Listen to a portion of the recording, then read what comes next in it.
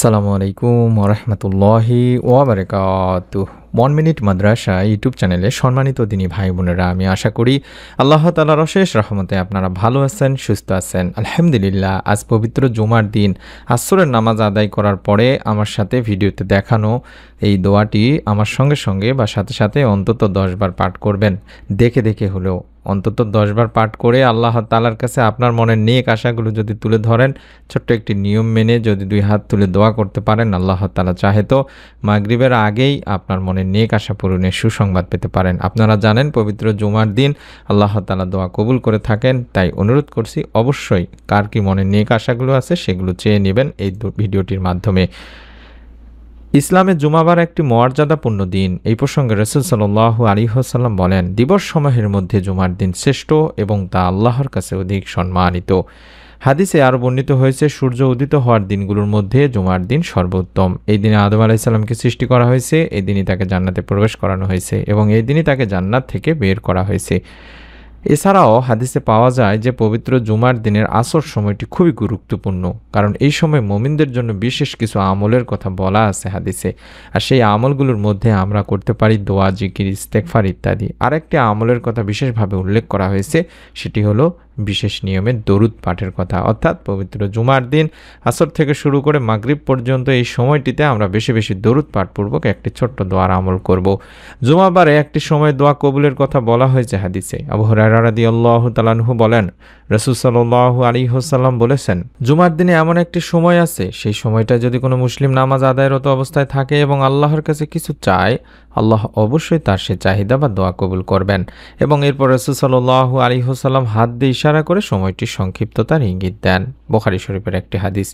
আনাস ইবনে মালিক রাদিয়াল্লাহু তাআলা আনহু থেকেও বর্ণিত আছে, জুমাবারে এমন একটি সময় আছে যেটাতে বান্দা দোয়া করলে, আল্লাহ তাআলার কাছে কিছু চাইলে আল্লাহ তাআলা তাকে তা দিয়ে থাকেন, তার দোয়া কবুল করে থাকেন। সুবহানাল্লাহ, সুবহানাল্লাহ। জাবির ইবনে আব্দুল্লাহ রাদিয়াল্লাহু তাআলা আনহু থেকেও বর্ণিত হাদিসে রাসূল সাল্লাল্লাহু আলাইহি ওয়াসাল্লাম বলেন, জুমার দিনের 12 ঘন্টার মধ্যে এমন একটি মুহূর্ত রয়েছে, যদি কোনো মুসলিম এই সময় আল্লাহ তাআলার কাছে কিছু প্রার্থনা করে, তাহলে মহান ও সর্বশক্তিমান আল্লাহ তাকে তা দান করেন। এই মুহূর্তটি তোমরা আসরের শেষ সময়ে অনুসন্ধান করো। আমাদের জেনে রাখা জরুরি যে আসরের শেষ সময় বলতে সূর্য ডোবার আগ মুহূর্তকে বোঝানো হয়। আব্দুল্লাহ ইবনে সালাম রাদিয়াল্লাহু তাআলা আনহু বর্ণনা করেন, শুক্রবারে আসরের পর থেকে সূর্যাস্ত পর্যন্ত দোয়া কবুল করা হয়। বিখ্যাত সিরাত গ্রন্থ জাদুল মাওয়াদেও এটি বর্ণিত হয়েছে যে জুমার দিন আসরের নামাজ আদায়ের পরে দোয়া কবুল করা হয়। সুবহানাল্লাহ। তাই আমরা আসরের নামাজ আদায় করার পরে বেশি বেশি করে অবশ্যই দরুদ শরীফ এর আমল করে নিব আগে। রাসূল সাল্লাল্লাহু আলাইহি ওয়াসাল্লাম ইরশাদ করেছেন, তোমার জুমার দিনে আমার উপর বেশি বেশি করে দরুদ পাঠ করো, কেননা তোমাদের পাঠকৃত দরুদ আমার সামনে পেশ করা হয়। আবু দাউদ শরীফের একটি হাদিস। আমরা জানি জুমার দিন দরুদ পাঠপূর্বক যদি দোয়া করা হয়, আল্লাহ তাআলা আমাদের দোয়া কবুল করবেন ইনশাআল্লাহ।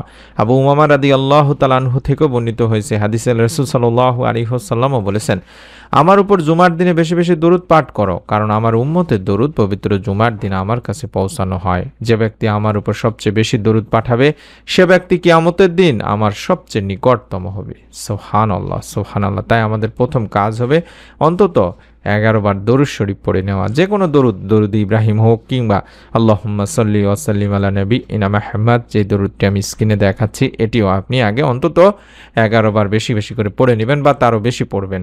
কারণ দরুদ শরীফ পড়বে এই জন্যে যে দরুদবিহীন দোয়া আল্লাহ তাআলার কাছে পৌঁছাবে না।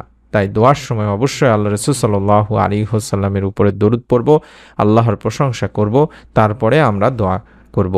হযরত আনাস রাদিয়াল্লাহু তাআলা আনহু থেকে বর্ণনা করা হাদিসটিতে আল্লাহ রাসূল সাল্লাল্লাহু আলাইহি ওয়াসাল্লাম বলেছেন, যতক্ষণ রাসূল পাক সাল্লাল্লাহু আলাইহি ওয়াসাল্লামের উপর দরুদ পড়া হবে না, ততক্ষণ সে দোয়া বাধাগ্রস্ত অবস্থায় থাকবে, অর্থাৎ এই দোয়া আল্লাহ তাআলার কাছে পৌঁছাবে না এবং এই দোয়া কবুলও করা হবে না। তাবারানী শরীফের একটি হাদিস।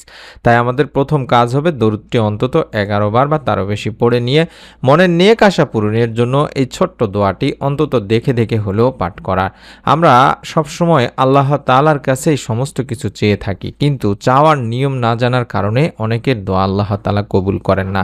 প্রথমে আমি আপনাদেরকে শিখিয়ে দিচ্ছি যে বান্দার দোয়া যে আল্লাহ তাআলা কখনোই ফেরত দেন না, তার তিনটি পদ্ধতি অনুযায়ী বান্দার দোয়া আল্লাহ তাআলা কবুল করে থাকেন। সেই তিনটি পদ্ধতি আমি আপনাদেরকে বলে দিচ্ছি। যখন কোনো মুমিন ব্যক্তির দোয়ায় কোনো পাপ থাকে না, আত্মীয়তার সম্পর্ক ছিন্ন করার বিষয় থাকে না, তাহলে আল্লাহ তাআলা এই তিনটি পদ্ধতির যে কোনো একটি পদ্ধতিতে আপনার দোয়া কবুল করবেন।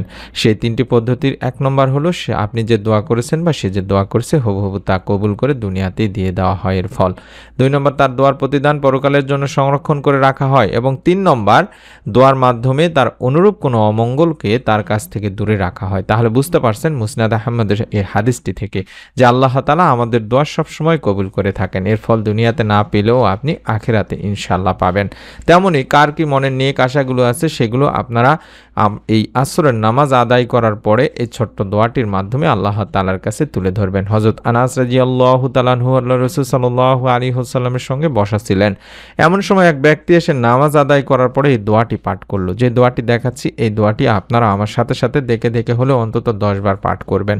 আল্লাহুম্মা ইন্নী আসআলুকা বিআন্না লাকাল হামদু লা ইলাহা ইল্লা আনতাল মান্নান বাদিউস সামাওয়াতি ওয়াল আরদ ইয়া জাল জালালি ওয়াল ইকরাম ইয়া হাইয়্যু ইয়া কাইয়্যুম।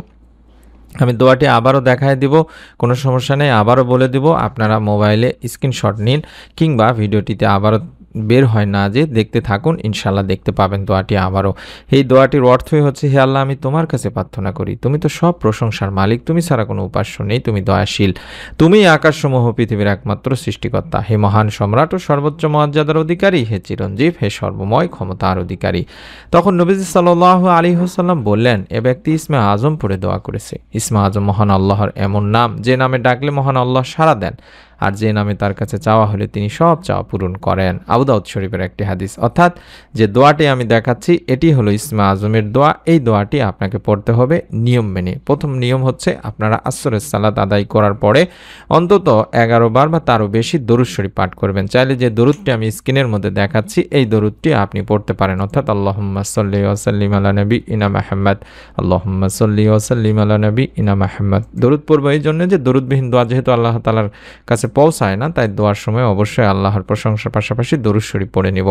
তারপরে আমরা অন্তত 10 বার পাঠ করব দেখে দেখে। যে দোয়াটি আমি দেখাচ্ছি আমার সঙ্গে সঙ্গে 2-1 বার পড়ুন ইনশাআল্লাহ, তারপরে আপনারা অন্তত 10 বার পূরণ করে নেবেন। আল্লাহুম্মা ইন্নী আসআলুকা বিআন্না লাকাল হামদু লা ইলাহা ইল্লা আনতাল মান্নান বাদিউস সামাওয়াতি ওয়াল আরদ ইয়া জাল জালালি ওয়াল ইকরাম ইয়া হাইয়্যু ইয়া কাইয়্যুম।